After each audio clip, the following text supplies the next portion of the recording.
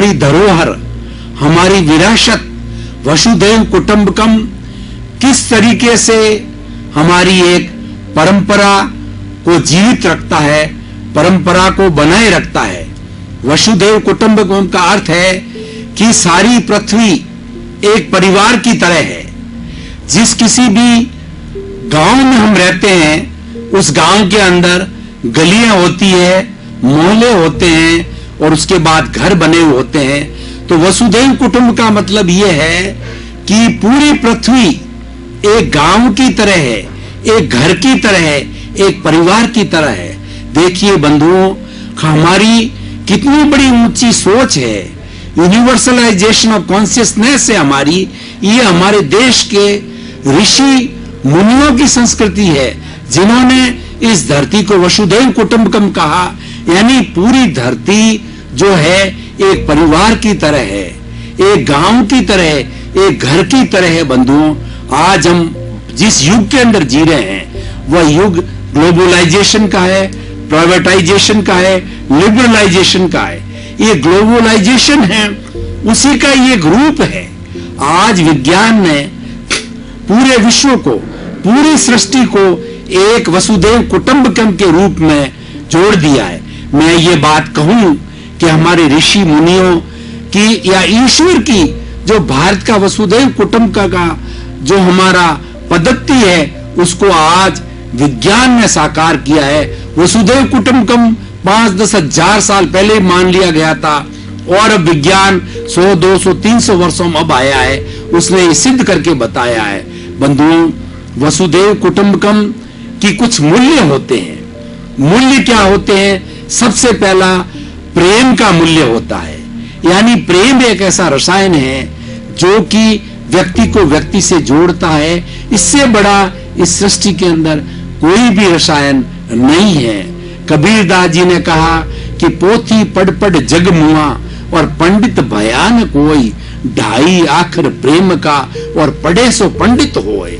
बंधुओं, प्रेम एक ऐसा रसायन है, भाई और बहनों, प्रेम एक ऐसा रसायन है जो कि व्यक्ति के अंदर बदलाव ला सकता है। प्रेम है वो एक डाकू को संत बना सकता है। प्रेम है वो एक जेल के कैदी को बहुत बड़ा इंसान बना सकता है। आप पूरे इतिहास में जाइए कि जहां प्रेम की धारा बहती है, व्यक्ति में बदलाव आता है।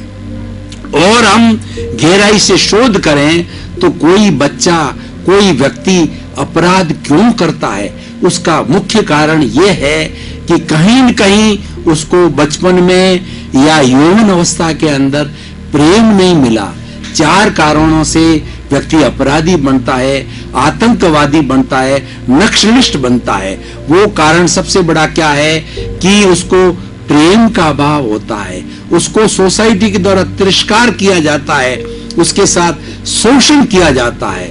दूसरा होता है उसकी जो आवश्यकता की पूर्ति होती है, जो आवश्यकता के साधन होते हैं वो उसको मिल नहीं पाते हैं। और तीसरा होता है कुसंगत, व्यक्ति की सोसाइटी है बुरे लोगों के साथ के अंदर चली जाती है। और चौथा होता है अति लोभ के कारण व्यक्ति धन की प्रक्रिया में बन जाता है, वो धन को ही महत्व देने लग जाता है, धन को ईश्वर मान लेता है, वह व्यक्ति अपराध, बड़े से बड़ा अपराधी बनता जाता है। लेकिन हमारा जो वसुधैव कुटुंबकम का जो फॉर्मूला है और वसुधैव कुटुंबकम की जो अवधारणा है, वसुधैव कुटुंबकम का जो कॉन्सेप्ट है, वो हमें मानव को मानव बनाता है।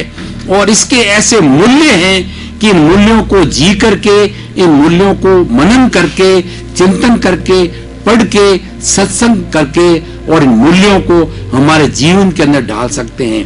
दूसरा मूल्य, बड़े बड़े मूल्यों की मैं बात करता हूं, सद्भावना, यानी जो व्यवहार मुझे अच्छा नहीं लगता है वो व्यवहार मुझे दूसरे के साथ में नहीं करना चाहिए।